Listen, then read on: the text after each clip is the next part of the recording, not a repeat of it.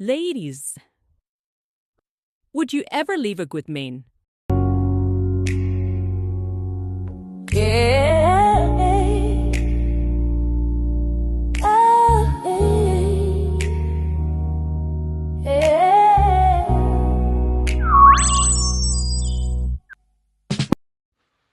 I left a good guy, I left a good guy, I left a good guy, I left a good guy.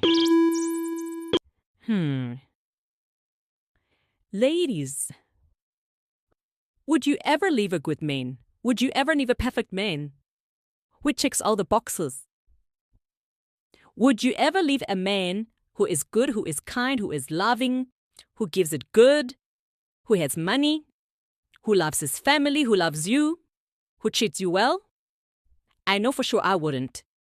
There is no way I would ever leave a perfect man. And by perfect man, I don't mean 100% perfect man. There is no way I would ever leave an 8% man. And there's something that these ladies are not being honest with. There is something that we are not being told.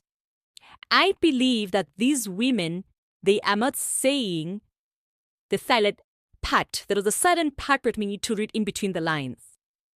And I am going to tell you what the silent part is that they're not saying, that we need to read in between the lines. Some of them do outline what the problem is, but most of them may make it seem like they left a perfect man for themselves by themselves. And sometimes the issue is with you and it's not with the man, and I accept that. But let me tell you, ladies who are not in these kinds of relationships, there is no woman who would ever leave a good man who is a good catch, unless that woman does not want to be in a relationship. But for women who do want to be in relationships, and here I am turning our head to the sexual people, women who still want to be in relationships with men would never leave a good man. Women who want to be in relationships with men would never leave a good man because that is what we want, a good man. Let me tell you what the sudden part is. The sudden part is there is no emotional connection.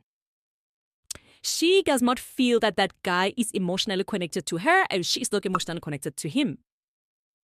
The second biggest thing, and I'm going to tell you what the fact is, that women leave men for, but they cannot say out loud.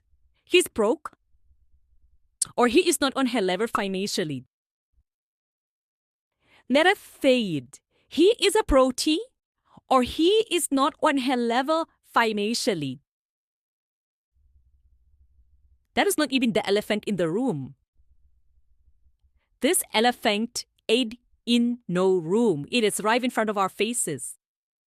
It is right there in front of our faces. Let me tell you what that biggest issue is.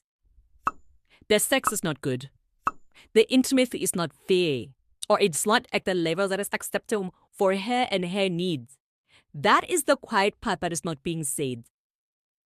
No woman would ever leave a loving, kind-hearted, good man with good pocket, with a good D. The saddened part is this one is not sexually fulfilled. And we need to be honest with the young people about this. Sexual incompatibility can lead to a destruction of a relationship. Women leave men because they are not satisfied in that bedroom. And in most cases, as women, we do not articulate that. The common consensus is usually that men are the ones who are always going after women, looking for a good time in that bedroom. But women want a good time too. And if women do not get a good time in the bedroom, they will leave. And that is the part that most of these women are not able to articulate on the internet because of the shame that they don't want to bring to themselves, not to those men. Because there is still a level of respect to themselves or to the men. Let us be honest, ladies. Let us not lie. No woman leaves a perfectly good man. No way. No way. No way. And can we please stop glamorizing divorce? Today's women, especially middle-aged women, love glamorizing divorce. Divorce is a painful process.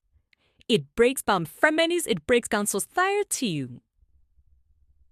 Can we please stop glamorizing divorce?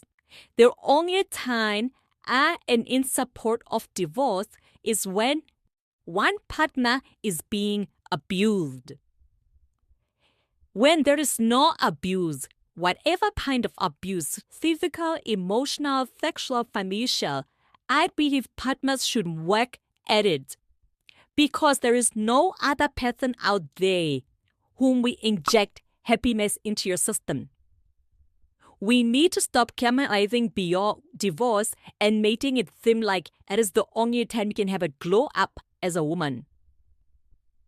Glow ups do not happen due to divorce.